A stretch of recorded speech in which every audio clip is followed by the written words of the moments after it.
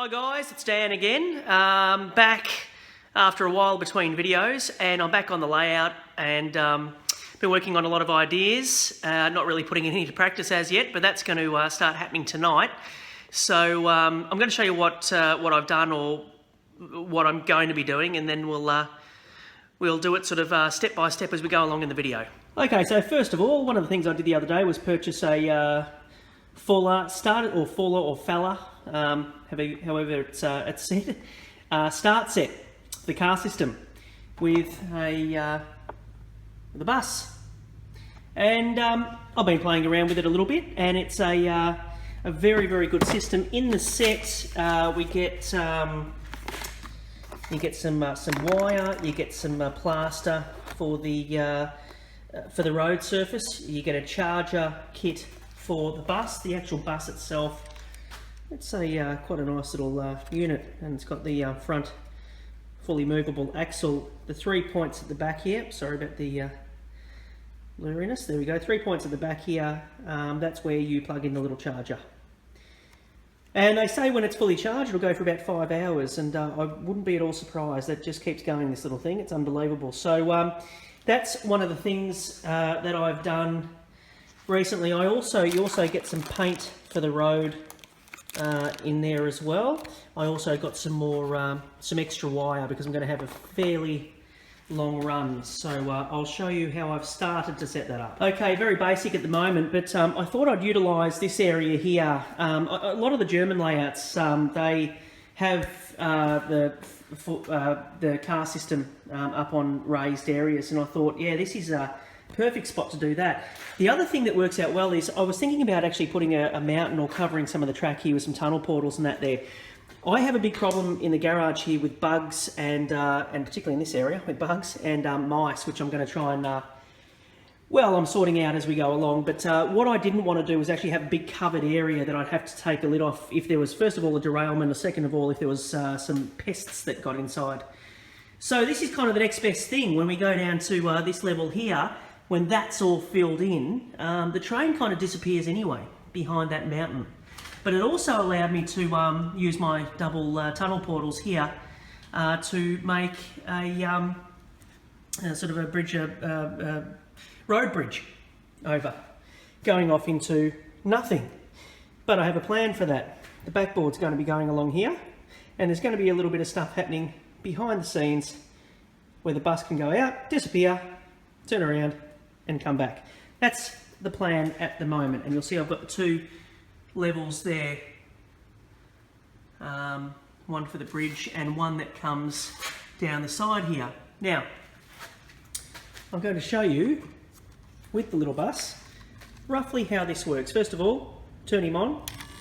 Okay, let the guide piece find the magnet, make sure it has found the magnet, and away he goes.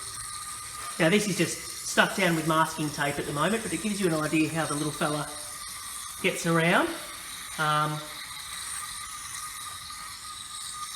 It's quite a good little, effect, I think. And to have it just looking after itself, just driving itself around the layout. Okay, it does get stuck sometimes because of my masking tape capabilities, but of course it won't when it's got a flat road surface. Anyway, there you go. You got the idea. It's going to be stopping a little bit around the place, but it's a terrific little system. Over here, I've been mapping out my little English village, starting off with a sort of narrow, I guess, bottleneck type entrance into the village, and of course the Railman's Arms pub up that end. And coming into the village, we've got our bus depot and our fire brigade and country garage and school and the church elevated up the end of it all, with the memorial in the centre, and of course another pub there, because you can never have too many pubs.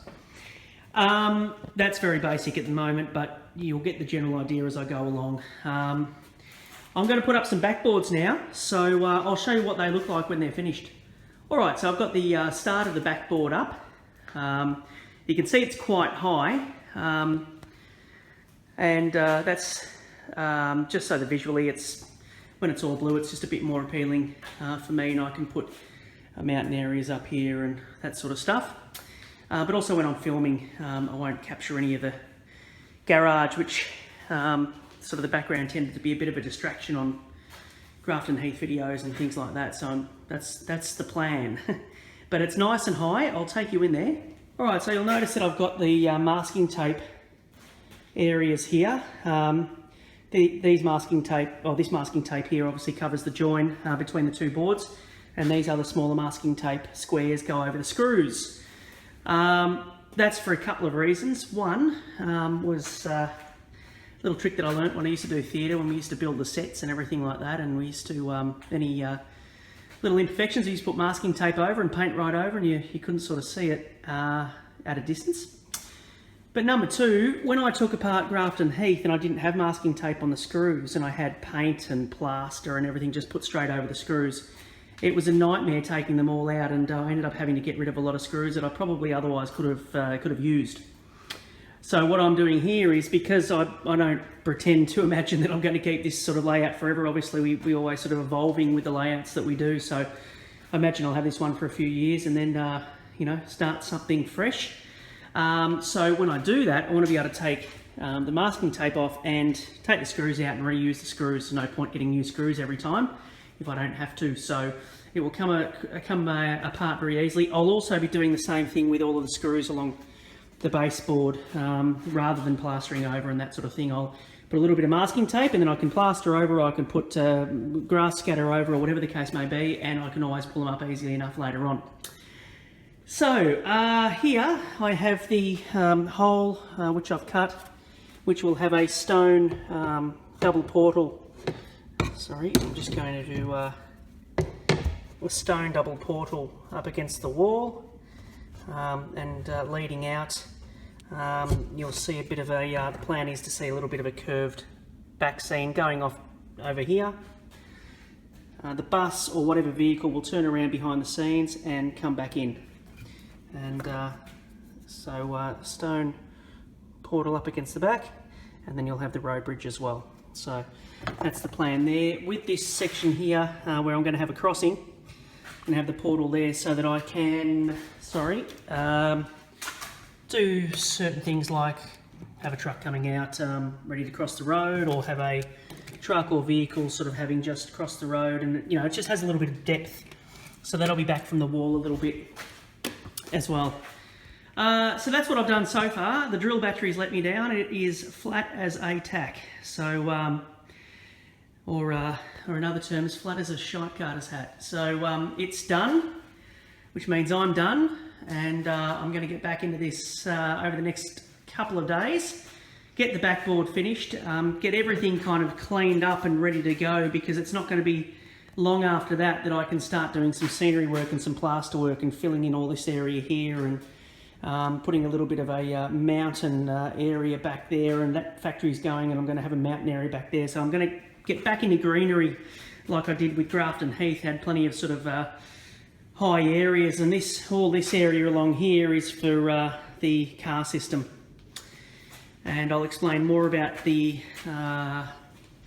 track, I suppose you'd call the track for that system on the next video as well, if I remember. But in due course, I'll certainly tell you what's going on there. So, but plenty of mess, which I suppose means plenty of progress. So, guys, before I ended this video, I just wanted to say a massive, massive thank you to all of my subscribers. I've just hit 1,000 subscribers. It has completely exceeded my expectations. I never ever thought I'd get anywhere close to that. I know lots of other people have heaps more, but 1,000 subscribers for me is just massive.